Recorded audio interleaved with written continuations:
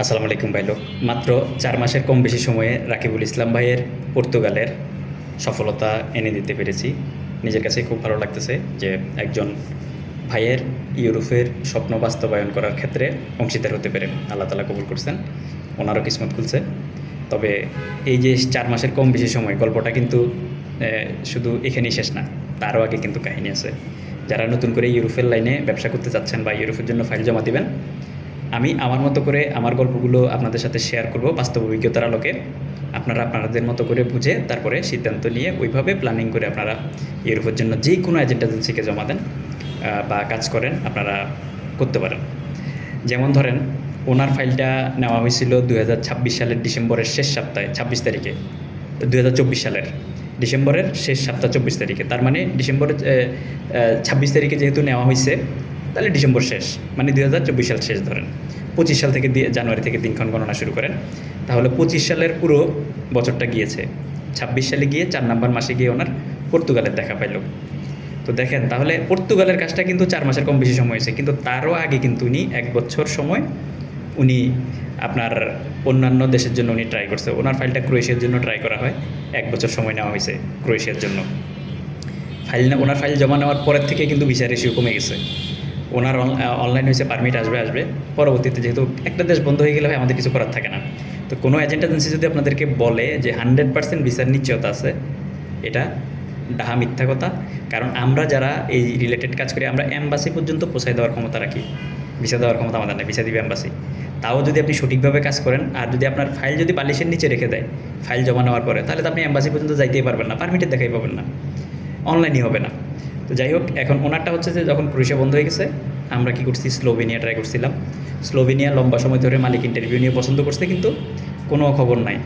পরবর্তীতে ওনাকেই বলা হলো যে ভাই, এক কাজ করেন, পর্তুগালে কিন্তু শর্টকাটে একটা অপশন আছে, আপনি যদি পারমিশন দেন তাহলে স্লোভেনিয়ার পাশাপাশি পর্তুগাল ট্রাই করব, তবে ইন্ডিয়ান ভিসাটা করতে হবে।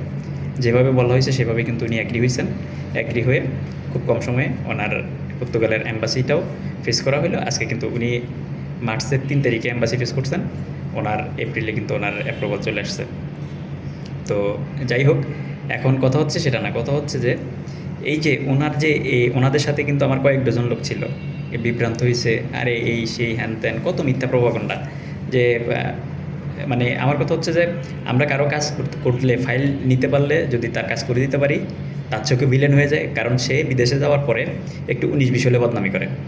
কিন্তু এটা চিন্তা করে না যে আরও দেশে যে অনেক লোক অপেক্ষামান আছে, তারা যে ভিসা পায় নাই, তারা এক স্বপ্নই পূরণ হয় নাই, মানে সুক্রিয়া নেই, যাওয়ার পরে আমাদের বদনামি করে। আবার যাদের ফাইল নেওয়ার পরে কাজ করে দিতে পারি নাই, তারাও বদনামি করে। তো এই লাইনে আমরা যারা কাজ করি, যারা অ্যাকচুয়াল কাজ করি, আমাদের সফলতা ব্যর্থতা আছে, নাম সুনাম এবং দুর্নাম আছে। এর মধ্যেই কিন্তু কাজ করা হয়, এর মধ্যে কিন্তু কাজ করি, এর মধ্যেই কিন্তু পথ চলা।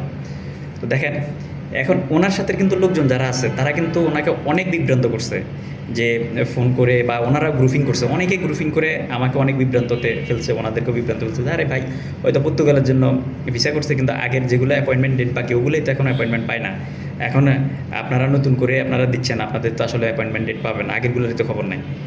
তো দেখেন, ওনারা কিন্তু ওই কথা না শুনে, ওনারা কিন্তু যেভাবে বলছে এভাবে পারমিশন দিছে। আজকে কিন্তু যাদের অ্যাপয়েন্টমেন্ট এখনও পাচ্ছিলাম না, তারা কিন্তু আগেরগুলো কিন্তু এখনও ঝুলে আছে, অ্যাপয়েন্টমেন্ট পাচ্ছি, কিন্তু ওনারা লাস্টে জমা দিয়ে ওনাদের অ্যাপয়েন্টমেন্ট চলে আসছে, ওনাদের ভিসা হয়ে গেছে। তো এটা হচ্ছে কি, আপনার কার রিজিক নসিব কখন খুলে এটা বলা যায় না। যে আগের গ্রুপের হচ্ছে না বিদায় যে নতুন করে জমা দিলে তাদের হবে না, বিষয়টা কিন্তু এমন না।